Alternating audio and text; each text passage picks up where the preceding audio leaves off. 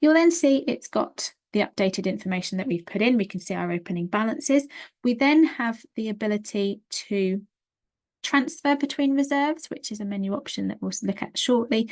And we can also log spend and receipts as well. So if we allocate payments or receipts to our linked cost codes, it will update accordingly. So we do have 2 cost codes available to us that are linked to our reserves. So if we look at our transactions menu, if we add in a payment very quickly, and let's say that today is fine, and we are doing buying a new laptop, which is going to come from our reserve. I'm just going to add in the details of what we've just done there. So the important thing here is if you're adding a transaction, so it could be a payment or a receipt, but if it relates to a reserve, you must then put it accordingly. So reserve number 1 is what I've just renamed as my asset replacement, and then I've bought this laptop. So let's say it cost me $699, whatever it may be. If I click add there and add it in the normal way, so the transaction's added as normal. But what has happened is because I've used a code that is linked to that reserve,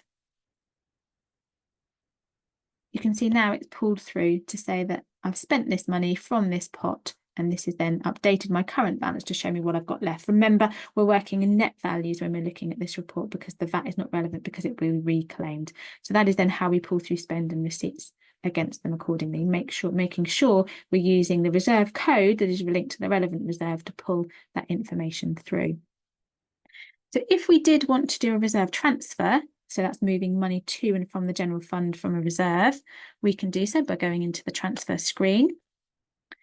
So let's say today then we wanted to top up our asset replacement reserve with £500 coming from the general fund. Again, we can add a comment if we want to.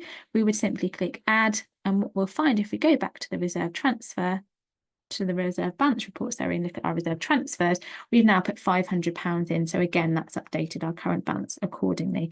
If you want to transfer from one reserve to another, you would need to enter a pair of transfers. So £500 positive amount goes into the reserve. If you then added a negative reserve of £500, it would take it from the reserve. So if you're going from one reserve to another, you'd need one positive and one negative as a pair of transfers to show from one to the other.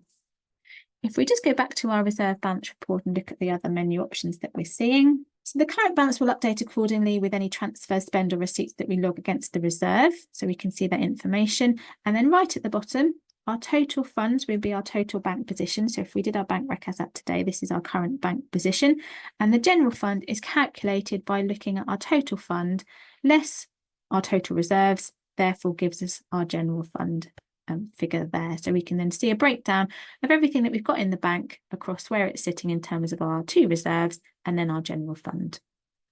You can also filter this report. So if you did want to go back and look at a certain date, you can just enter the date, view report, and it'll update the balances accordingly to be those as at that date. And then finally, there are a couple of reports in the menu, just the reserve notes report and the reserve transfers report. So if you've done a few reserve transfers, you do have the option to run a report that lists them all. So you can see exactly what's gone in and out of both of them. And if you've added any notes against either of your reserves, you can view them on the report as well if you wish.